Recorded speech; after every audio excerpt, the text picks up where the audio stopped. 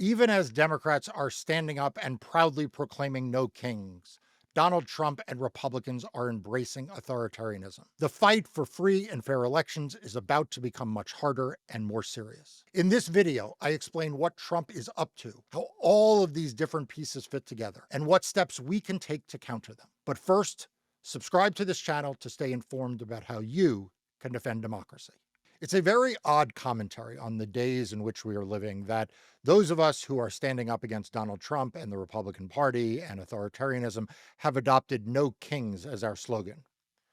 And on the other hand, Donald Trump and his supporters have called us Antifa, right? That's the derogative term, the epithet that they hurl at us. Now, look, I understand that Antifa in the recent American context has come to mean, at least for many on the right, to symbolize lawlessness or anarchy or violence. But it is kind of a striking tell that the worst thing that conservatives and Donald Trump can say about those who oppose him and who want no kings is that we are anti-fascists. I mean, after all, it wasn't that long ago that we all had a national consensus that fascists were bad, that kings were bad, and that we ought to have a country based on rule of law, on individual liberties, and democracy. I mean, the patriot movement of the Tea Party era, did not embrace the idea of kings or fascism or strongmen. It was quite the opposite. They were at that point in the days of President Obama, when that movement on the right was gaining fashion. They also adopted a kind of anti-monarch, a anti-strong government framing. But those days are gone. And so I was thinking about all of this in the context of the No King's Day movement and the No King's Day demonstrations that we saw, which really were quite extraordinary. I mean, we're talking about millions and millions of Americans in communities throughout this country who peacefully protested without really any significant incidents to stand up for the idea of freedom of speech, of civil liberties, of democracy, of rule of law, of treating our fellow neighbors with compassion and humanity, and against the kind of government that we have seen Donald Trump want to rule. One based on fear, on arbitrariness, on favoring certain people over others, of political persecution and favoritism, pardons for their friends, and punishment for their adversaries. So all of this, as I've been thinking about it, also has to be seen through another prism, which is the 2026 elections. And that's really what I want to talk to you about today. Because if no kings means anything, if Donald Trump's hurling insults about us being anti-fascists means anything, it means that the 2026 midterm elections and then the 2028 elections after them will be the ultimate battle, the ultimate test of whether or not we have a functioning democracy. We can talk about what democracy means in our communities when masked federal agents are dragging people into black vans and disappearing them, and that is terrible. We could talk about what democracy means when the legacy media and our largest institutions, our law firms and corporations, are caving under the pressure of a administration that seeks to have those large institutions bow down and curry favor with them. And that's terrible. We can talk about democracy, what it means in the economic sphere, or what it means in the sphere of rule of law, or the military on the streets of cities. And we're going to talk about all of that in this video. But at its most foundational, at its absolute core, what it means to have a functioning democracy is that you have elections in which candidates can run freely. They can express their ideas. Their supporters can rally behind them. And that ultimately the will of the electorate decides who wins and who loses. It means that we have the consent of the governed. And the thing that is going on at the same time that all of these other outrages are taking place, at the same time that the media is dominated by stories of political prosecutions and and like I said, military on the streets of our cities, and all of the other outrages, the cutting back of government workers, the purging of people who want to do an honest job for an honest day pay and replacing them with political hacks and cronies. At the same time that is going on, the Republican war machine on voting rights is also going on. The White House's effort to subvert the 2026 elections is also going on. And we cannot let that be overshadowed by what we see in these other arenas. So, over the weekend, the Wall Street Journal did some really important reporting. They noted that one of the most prominent election deniers in the country, a guy named Kurt Olson, well, he's taken a position in the White House that is terrifying. This is a guy who has spent the last years of his life trying to attack free and fair elections. That is not an overstatement. This is someone who in 2020 was part of Donald Trump's effort to overturn the results of a free and fair election. First, he threw in with the state of Texas in their effort to go to the U.S. Supreme Court to have the election certified results thrown out in 4 states. I don't know how many of you remember that particular case, but it was one of the most dangerous. It was one of the most important. This was literally a case captioned Texas versus Pennsylvania. Pennsylvania being only one of those 4 states that Joe Biden had won, that the state of Texas was now trying to essentially discard the results in. So Kurt Olson was involved in that. Now, that was a failed effort. Not even this Supreme Court bought off on that. They rejected it out of the box. When that failed, Kurt Olson went to the Department of Justice and tried to get them to bring their own lawsuit to eventually do the same thing. And even Donald Trump's Department of Justice in 2020 thought that that was too far and that the lawsuit lacked merit. In 2022, Kurt Olson, well, he represented Arizona Republican candidate for governor Kari Lake. Remember her? She's also an election denier. She's also someone who has spread the big lie. She's also a Trump sycophant. And he represented her in a series of cases around that failed election effort of hers. In one case, the Arizona Supreme Court sanctioned Olson, along with Lake's other lawyers, for making claims that were, quote, unequivocally false. In another case, also my law firm involved in, a federal court sanctioned Olson and other lawyers for making, quote, false, misleading, and unsupported factual assertions and acting, quote, in bad faith. That is who Kurt Olson is. I'm sure he has other practice areas and does other things, but what he has become known for, what has made him famous in the Trump orbit, is that even in that orbit, he is viewed as a fringe figure. In the run-up to 2024, he was reportedly laying the groundwork to again challenge the results if Trump lost. That's right, he was laying those groundworks before the election. How could you know that you want to challenge results before the election is even held? Kurt Olson now is a federal government employee. That's right, he has been hired into the White House, according to the Wall Street Journal, as what is called a special government employee. Now, what does that mean? That means that there is a limit to how long that person can be in this position, but it also means they don't need to divest themselves of their other business interests, in this case, law firm interests, and their other investments. So why is he this special government employee? Why is he in the Trump White House? Because he wants access to sensitive voting equipment information. A lot of the lies and misinformation he has spread have been about voting equipment. And he reportedly also wants information about the 2020 election. Now, I don't want to dwell too much on one individual because Kurt Olson is a symptom. He is a symptom of what is going on in the Trump administration. He is just the latest iteration of that, but he is not actually even the most significant figure in that orbit of election deniers, of big lie advocates, of people who want to misuse the federal government to do Donald Trump's bidding. For all I know, he is there for symbolic purposes. I have no idea.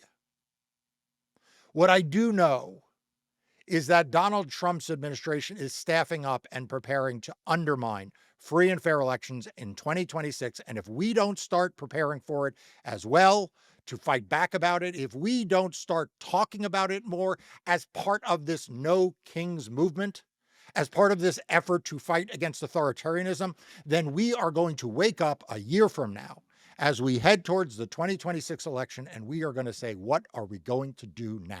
So look, let me just be clear. I said that Olson is not the most important figure. You know who the most important figure is? Well, Donald Trump, right? I mean, Donald Trump's president of the United States. And Lord knows he's an election denier, and he has said all kinds of things about being an authoritarian and a dictator. And he's also said all kinds of things about undermining free and fair elections. And we're going to run through a bunch of those. But right under Donald Trump is another guy, Stephen Miller. And most people think of Stephen Miller as specializing in, going after immigrants or having an authoritarian streak or being deeply insecure. And he is all of those things. But remember, he was also instrumental in the aftermath of the 2020 election. And after Donald Trump lost that election, after the January 6th insurrection, Stephen Miller founded an organization, a legal organization, that was deeply involved in all of the efforts in 2022 and in 2024 to try to subvert election rules, to try to alter those rules, to try to limit voting rights, right? He was running one of the largest organizations funding these activities that we talked so much about in the run-up to the 2024 election, that we litigated, that my law firm and I litigated in 2022 and 2023 and 2024. So he's sitting in the White House as a field general with that background. But it's not just him. What about the Attorney General, Pam Bondi? You know, Pam Bondi, I think, caught Donald Trump's eye. She was promoting election denialism in 2020 after the election. She knew which way the wind was blowing, while even a lot of the mainstream Republicans that still existed at that point, the so-called moderates, even as they were distancing from Donald Trump, not Pam Bondi. Pam Bondi hitched her wagon to Donald Trump's election denialism right after the election in 2020, and she never unhitched ever since. That is why she wound up the Attorney General of the United States, in my opinion. I just got to say, I periodically post this on social media, that the Washington Post, the editorial page of the Washington Post, gave a thumbs up, a green thumbs up to Pam Bondi as someone who should be confirmed. Shame on them. You know who didn't? Democracy Docket. Democracy Docket is the news outlet I founded in 2020 to keep you up to date on what's happening with voting and elections in court and everything involving democracy. And it is fiercely independent, and it is unapologetically pro-democracy. It does not pull its punches. It does not look to suck up to any venture capitalist or any corporate overlord, and certainly not the Trump administration. And if you want to support their work, the best way to do it is to become a subscriber to Democracy Docket's free or paid newsletters. But it's not even just Pam Bondi at the Department of Justice. What about the head of the FBI? Yeah, people don't realize the FBI is part of the Department of Justice. Kash Patel. How do you think he got his position? You think Donald Trump looked down and said, who is the most qualified person to be FBI director, and came up with the name Kash Patel? Of course not. Now, look, I think Kash Patel had a lot going for him with Donald Trump because he also wanted to go after Donald Trump's enemies, and he was such a sycophant. He wrote a children's book in which Donald Trump is the benevolent king. That's right, king. He made him the king. But anyway, I don't even think that would have been enough because there have been a lot of sycophants around Donald Trump. I think Kash Patel got this job in part because he was such a vocal proponent and supporter of the big lie and Donald Trump's continued insistence that what is not true is true and what is true is not true, which is that Donald Trump lost the election in 2020, and no amount of Kash Patel or Steve Bannon or anyone else's lies is going to change that fact. But Donald Trump liked the way it sounded. So Kash Patel now oversees the nation's premier law enforcement agency as we head towards 2026. Now, look, Donald Trump has been trying to desensitize all of us, not his supporters. His supporters don't need desensitization. They love the violence. They love watching, people, federal agents who are masked drag people into black vans. They love the idea of subverting the will of the electorate. They want a king. They want Donald Trump to be a dictator. So it's not desensitizing his supporters. No, it's desensitizing you. It's desensitizing the people watching this video. It's desensitizing the media. It's desensitizing corporate America. It's desensitizing people who are pro-democracy, whether they're willing to express it, like the people who went out and marched, or they are cowards hiding in the back room, like corporate America CEOs, like the billionaire class. But fundamentally, he is trying to desensitize large chunks of our society to accept his brand of authoritarianism as normal, so that when we get to 2026 and even more abnormal things start to happen, they won't seem so bad. What do I mean by that? Well, look, he has already put forth a series of executive orders that purport to relate to elections that are totally illegal and unconstitutional. But he has gotten people used to the idea that this is something he's doing, and therefore there is some fundamental sense taking place in a lot of people's minds. Well, he must have some role. Let me just be clear. The US Constitution is plain that the time, place, and manner of congressional elections is set by the states, subject only to congressional enactment. Period. That's the entirety of the federal Constitution. It does not mention the president, does not mention the executive branch. There is no role for executive orders. It is not his responsibility. It is not his power, but he is desensitizing people to the fact and making them believe he has some greater role than he does. So he is doing these executive orders designed to make voter registration more difficult, to make mail-in voting more restrictive, to decertify voting equipment. Remember, I talked about Olson caring about voting equipment? We're going to talk a lot in this episode about the Donald Trump obsession with voting equipment, how that ties in to subverting the election in 2026. And he also is trying to take control of key federal agencies. Now, he's not only trying to take control of election agencies, right? He's trying to take control of all the federal government agencies. But the fact is, he is trying to assert presidential power he does not have, to go over federal agencies' head, to try to do things that he's not empowered to do. And of course, he controls the Department of Justice, the FBI, and the National Guard and military. So it is not a coincidence that we are seeing members of the National Guard deployed in blue cities around the country. It is not a surprise that we are seeing masked federal law enforcement agents in major U.S. cities with large Democratic-leaning populations. And it is not a surprise that he said he's going to expand these efforts. In fact, what would be a surprise is if, as we get closer to Election Day in 2026, we don't see more and more federal agents, we don't see more and more deployed National Guards, we don't see Donald Trump asserting more and more authority to put key law enforcement and military assets in more and more places that could affect the outcome of the 2026 election. Now, while all of this is going on, as if that's not enough, he's also defunding and firing parts of the federal government that are there to make sure our elections run smoothly, right? I mean, he's attacked internally. His administration has attacked through DOGE and budget cuts and other things, the people whose job it is, for example, to make sure our elections are free from foreign interference. Now, why do you think that is? I think we know why that is. Remember in 2016, Donald Trump standing on a stage saying, "Russia, if you're listening"? Remember that? That was candidate Donald Trump calling out to a foreign power to influence in an election. Do we think that Donald Trump has gotten more coy since then, or he's gotten bolder?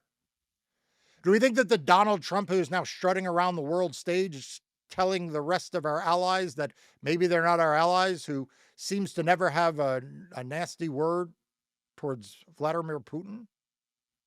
Do you think that Donald Trump is somehow more circumspect now with respect to our elections? I don't. Maybe you do, but I sure as hell don't. So look, all of this is moving forward faster and faster and faster, and it is all happening at the same time that all of the other bad things are happening.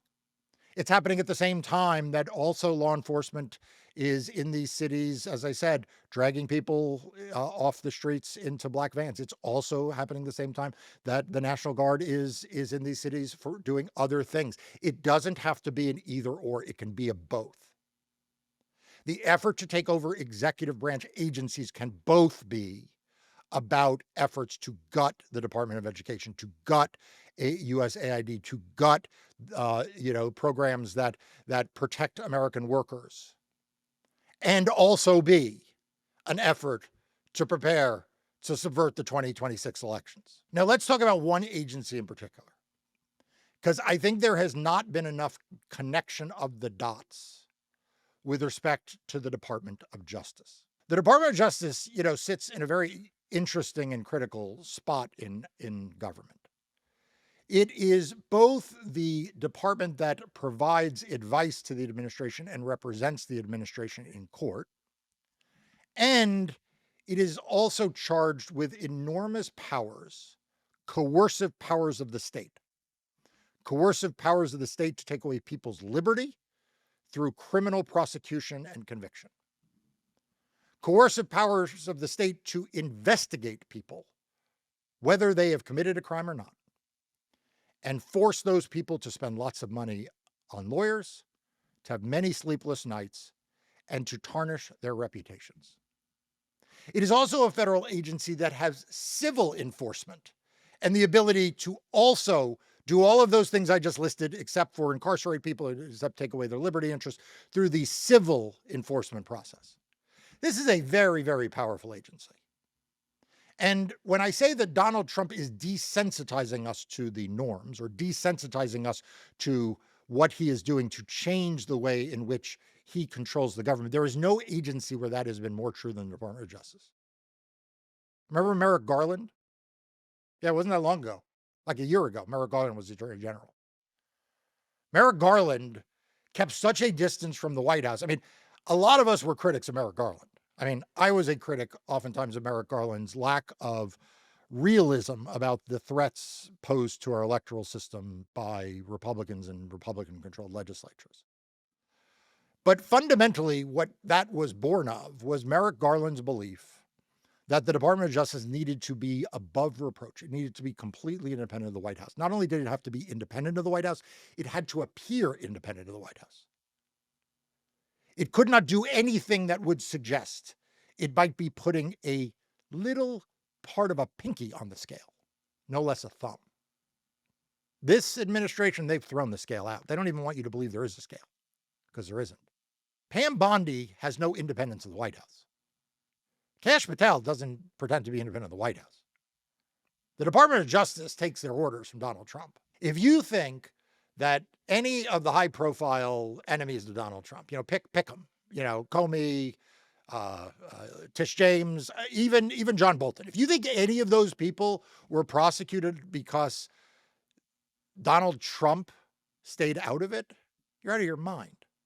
I mean, I've gotten into this on TV with some well-meaning people on the left who say, well, the Bolton indictment looks more substantive. I just got to tell you, we're going to lose our democracy if that is the way in which we judge these criminal investigations. The other thing I hear is, well, career prosecutors were uncomfortable with this indictment, but they are comfortable or more comfortable, or they think there's some evidence in this other case. If we turn over to career prosecutors to make them the arbiter of what is and is not political, we are going to lose our democracy. We won't even make it to the 2026 midterm elections. Who the hell do you think are in court right now defending the Trump administration? Who do you think are writing the briefs and arguing the cases defending what you and I think are indefensible? They're lawyers at the Department of Justice, and many of them are career lawyers at the Department of Justice.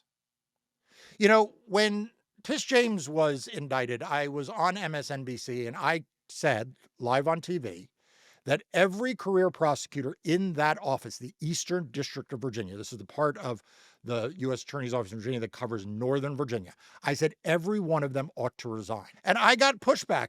The analyst at MSNBC, I mean, not a right-wing person, but the analyst at MSNBC said that's not realistic, that's not fair. These career prosecutors have mortgages, they have student loans, they need their jobs. It's not fair to ask them to resign. Okay.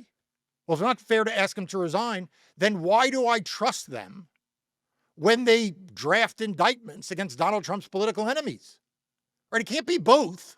It can't be both that they are the sentries protecting us from political prosecutions but they also can't resign when there are political prosecutions, right? It can't be both of those. So we cannot turn over to people in the Pam Bondi Department of Justice, regardless of how they got there or why they've stayed. We cannot turn over to them to become the arbiters of what is political and not. We have to use our common sense. And when a prominent critic of Donald Trump all of a sudden finds themselves under indictment, we ought to be very skeptical.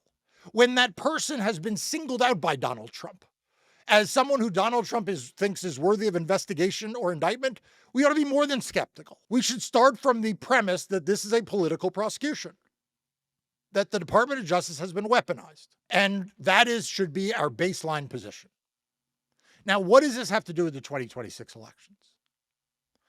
He is trying to normalize the idea that the President of the United States can direct the hiring and firing decisions within the Department of Justice and who gets investigated and prosecuted. And that you, watching this video, will go along for the ride as long as there are some indicia of some wrongdoing in some way. Okay? He understands that you're never going to accept that the prosecution of Tish James was anything other than a political hit job. But he wants you to believe that if there is some indicia of some normalcy to the process, some career prosecutors involved, some evidence appears in the indictment, there is something out there. He wants you to accept that that is normal. It is not normal. The President of the United States directing what prosecutors get hired, what U.S. attorneys get fired for particular cases, the President of the United States posting on social media, posting, Dear Pam messages that were supposed to be direct messages, but get posted on Truth Social. None of that is normal. And I got to tell you, we're going to see more and more of it in the run up to 2026, and it's going to have real impacts on the elections in a way I'm about to describe. So we need to be resistant to it. We need to be stern and firm that we are not going to normalize this. We're going to assume that if Donald Trump's Department of Justice is going after one of his foes, that it is being done for bad reasons. And by the way, we need the courts to do the same. We need them to toughen up and smarten up and get rid of these presumptions that the government is acting in good faith. This government is not acting in good faith, and it is certainly not acting in good faith when he's going after their political opponents. Here's why this is such a big deal. Because Donald Trump is not only using the threat of criminal prosecution as a hammer against his foes, but he is now using the pardon power to reward his political allies.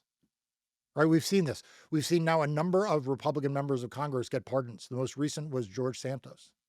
What did Donald Trump say was the reason why George Santos deserved the pardon? Well, among other reasons, because he's voted Republican. That's right, because he's a Republican. This pincer movement of both signaling to his political allies that they can do anything. They can be as reckless as they want, and nothing will happen to them. Combined with a message to Democrats and their supporters that if they do anything, if they jaywalk, if they put a toe on a yellow line, if they drive 56 miles an hour on a highway, that the full force of the federal government will come down on them. That dichotomy, as we head towards 2026, can be the difference between winning and losing elections. If you sideline a bunch of Democrats, you sideline a bunch of allies, you get people who are not willing to speak out because they are afraid they might get sued. You get campaigns that maybe can or can't buy time on television stations, maybe can or cannot get vendors to work for them. You have funders and donors who think, you know what, I'll just pass on this race. I don't need the trouble. If you have that on one side, and then on the other hand, you have people out there, people who are doing what Steve Miller wants them to do, who do what the election deniers want them to do, and they do it with impunity. They do it without any fear of retribution because Donald Trump and the Department of Justice has their back. Then what does that playing field look like as we head towards 2026? What will that look like when get out the vote starts? When Republicans are doing dirty tricks and Democrats are afraid to even engage in politics as usual in accordance with the law? What do we do when Republican donors are willing to do anything to funnel money everywhere they can and Democratic donors are scared of pissing off this White House? Look, we are still a year out from this election. And it is already as bad as you see on TV. It is already as bad as what I've just described. And we're going to get closer and closer. The pressure is going to build. The pressure on Donald Trump is going to build. And he is hoping that you will become more and more immune to his increasingly lawless activity. He also wants you to become hopeless. And this is not a message of hopelessness. If you're watching this video and you are hopeless, you got the wrong video. You should turn this off, go someplace else. I am not here to deliver hopelessness. I am not here to deliver defeatism. We are going to fight this and we are going to win. But we have to first understand what is happening. All of these things are going to intensify as the midterms approach. He's going to target critical infrastructure that allows Democrats and progressives to raise money and to run ads opposing him. He's already floated this. He's already said that he wants to go after donors. He's already said he wants to go after organizations and vendors that are prominent and important in the Democratic Party. Because if he can undermine those, if he can make it harder to raise money, if he can make it harder to deliver messages, that'll help him win the midterms. He's going to definitely continue pressuring private companies, including law firms, media organizations, technology platforms, all of them, to tilt the playing field in favor of Republicans and Republican candidates. You know, we used to talk a lot in the first Trump administration about pro bono legal work. You know that term, pro bono legal work? What that means is that lawyers doing work for free. And in 2017, 2018, 2019, it was the pride of every large law firm in the country to be working for free for the causes of justice, for civil liberties against the Trump administration. Where are they today? When was the last time you heard that one of these big cases against the Trump administration was brought by a large law firm? When was the last time you saw a press release from one of the biggest law firms in the country saying, that's right, we took on the Trump administration on behalf of immigrants? When was the last time you heard a big law firm proclaim that they were suing the Trump administration on behalf of government workers? You don't hear about it because it's not happening. Because outside the handful of big law firms that capitulated, stand behind them are a whole room full of other law firms that have capitulated in quiet.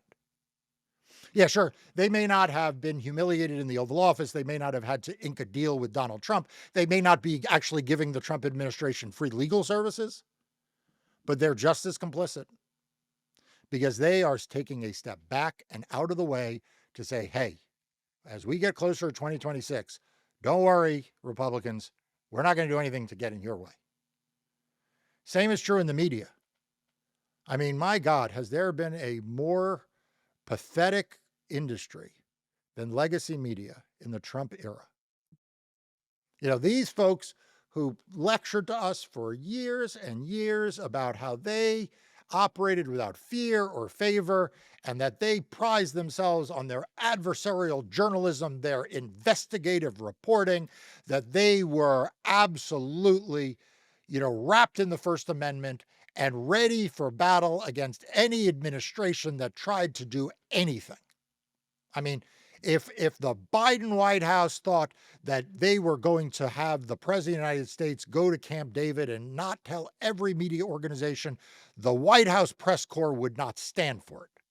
If Barack Obama did something that they thought was disrespectful, they would flex their muscles because they were the big dogs in our democracy. Now they are just toy poodles. They're just yapping in the corner. And then when Donald Trump comes over, they roll over onto their belly and urinate on themselves. They don't stand up for anything. Not only don't they stand up for themselves, but they pay for the pleasure of sucking up to Donald Trump, paying millions and millions of dollars in bullshit, bogus settlements to put money in his pocket to show just how obedient they are. Like that little toy poodle. You think they're going to call balls and strikes in the 2026 election? Are you out of your mind? You think they're going to hold Republicans to account for their lies and misinformation, for their campaign rhetoric that goes over the line, for their tactics, for their lack of decency, for their betrayal of their voters, the way in which they've acted in Congress. You think the legacy media is going to do any of that? If you do, again, I got to tell you, you're watching the wrong video, because they're not going to do any of that. They're not doing any of that now. And the pressure is going to be on them greater in 2026 than now. And if Donald Trump learned one lesson from 2025, it is that when he barks at the media, they back down. Now, look, are there some exceptions to that? Yes. I've said this before. I think Nicole Wallace on MSNBC does a phenomenal job. I actually think the three hosts on the weeknight do a phenomenal job on MSNBC. I think there are others on various channels and in some newspaper organizations that do a great job. But most of the real good journalism work on holding Trump accountable right now is being done by independent media organizations. You know that. I know that. And frankly, the legacy media knows that. And in some level, they're kind of okay with it. You know what? They make their money doing other things. They're selling park passes to Disneyland. They're doing big blockbuster movies over at Paramount. You know, they got other fish to fry. You know, Jeff Bezos is trying to launch rockets. He doesn't need trouble with the Washington Post pissing off Donald Trump. So that's what we're going to face when we get to 2026. And Donald Trump is going to be emboldened by all of this. Now, he has already started to lay the groundwork that tells us kind of what this game plan is going to look like. So let's run through that. He has said he plans on banning most mail-in voting. Why is he doing that? He is banning most mail-in voting because more Democrats vote by mail than Republicans. He says he wants to impose strict photo ID requirements. Why? Because he knows that will disproportionately impact Democratic voters versus Republican voters. And he wants to mandate the use of only paper ballots. Now, that one is a little tricky because he's not clear exactly what he means by that. I think what he actually means is hand-counted paper ballots. Because after all, in almost everywhere in America, you fill out a ballot by hand, it's just machine read. Now, I want to dispel something that some of you are thinking. And I get this question a lot, and it comes from a good place, so I don't blame anyone for this. But people say, well, might this backfire on them? Because after all, you know, when you look at Republican voters, you know, they tend to be, you know, more rural, so maybe they need more vote by mail, maybe given their profile, they don't have ID requirements, like whatever it is. Like I get this a lot. Like, don't you think maybe this will backfire? No, it's not going to backfire. The Republican Party knows exactly what each and every one of these requirements would do and who it would impact, and they can target these requirements with surgical precision. That phrase, surgical precision, where did you hear that before? You heard that in the outcome of a lawsuit filed against the state of North Carolina in 2013 for imposing a lot of restrictions on voting. Some of them similar to the ones that Donald Trump's talking about now. And it turned out that the Republican legislature in North Carolina, when they'd put that bill together, had scored which changes would impact white voters versus black voters, and then they chose the provisions that would have the most negative impact on black voters. That was 2013. The Fourth Circuit Court of Appeals struck down those changes, saying that they targeted African-American voters with near surgical precision. Let me ask you this. What about the current Republican Party makes you think that they are more benign than the Republican Party of North Carolina was in 2013? They're not. They're worse in every way. They are more ruthless. They are more racist. They are more partisan. They are more committed to Donald Trump as their leader than they ever were any Republican president. And they have better technology. They know more about who their voters are. They know more about what different changes and tweaks to election laws do and don't do.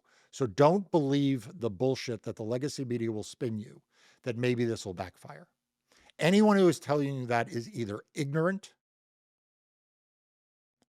or is doing it on purpose. I will leave it to you to judge which is which based on who is saying it. Now, most ominously, what Donald Trump wants to do is he wants to usurp the power of states in the counting and the tabulation of election results.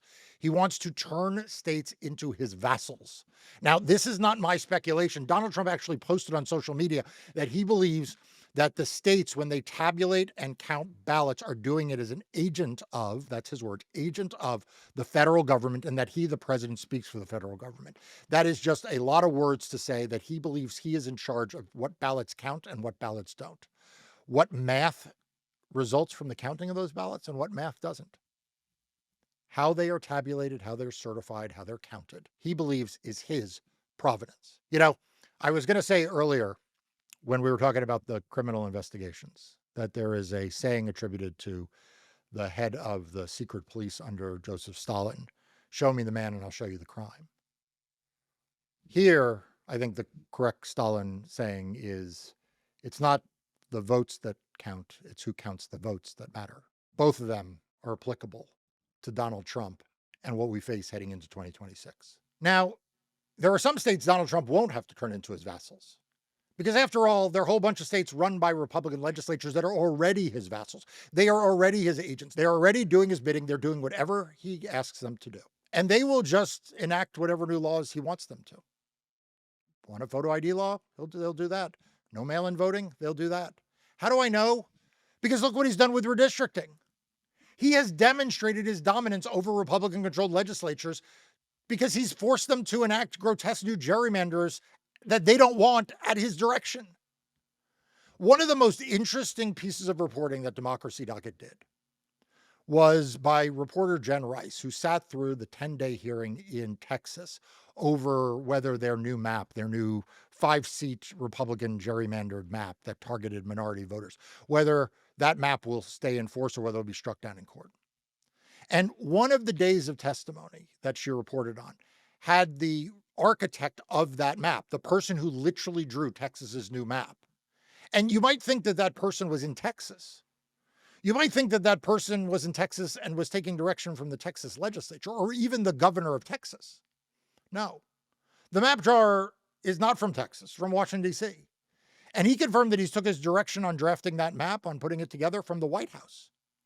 The Texas legislature just got what he delivered to them based on what the White House told him to do.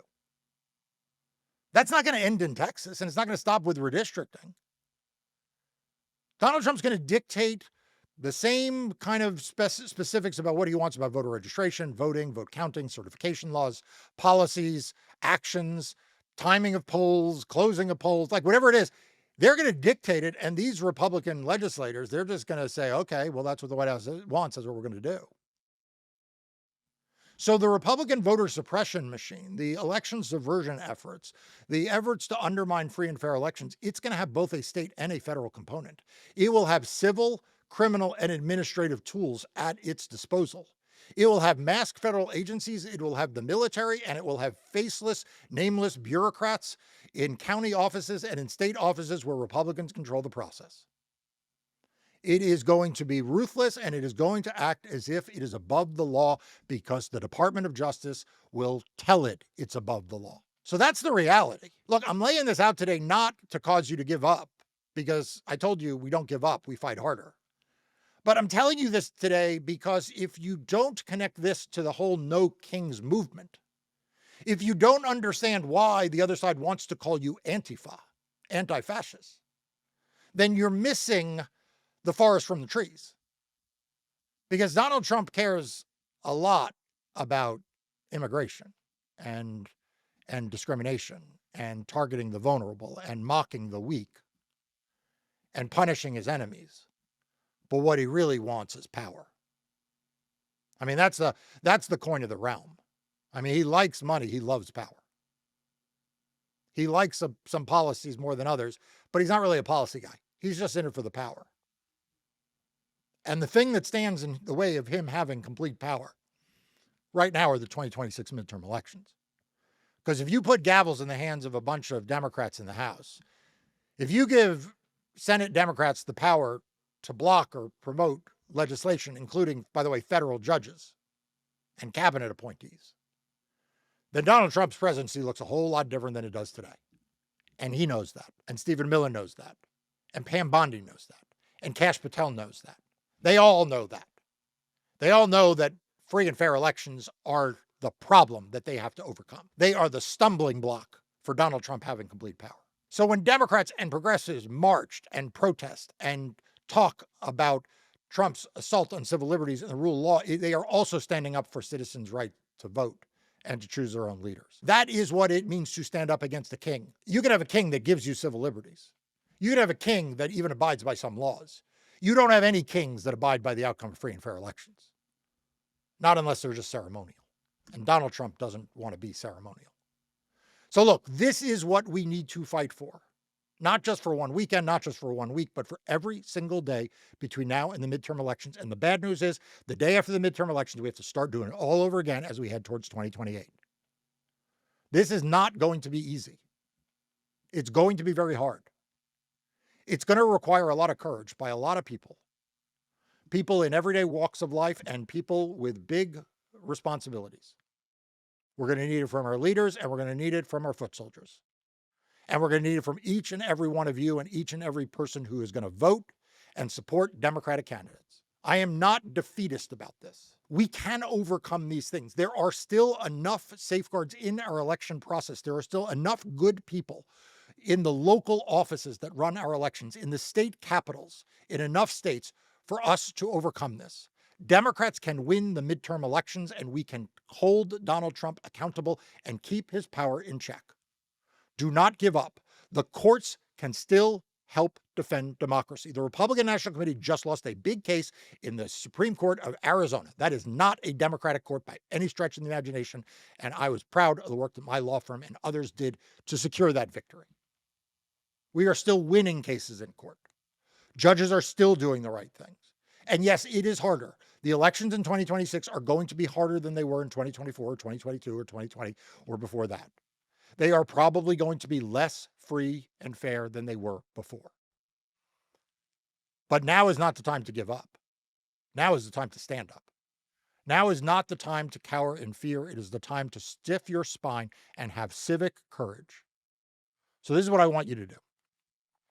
Number one, you cannot become desensitized in the way that I warned you about. You cannot.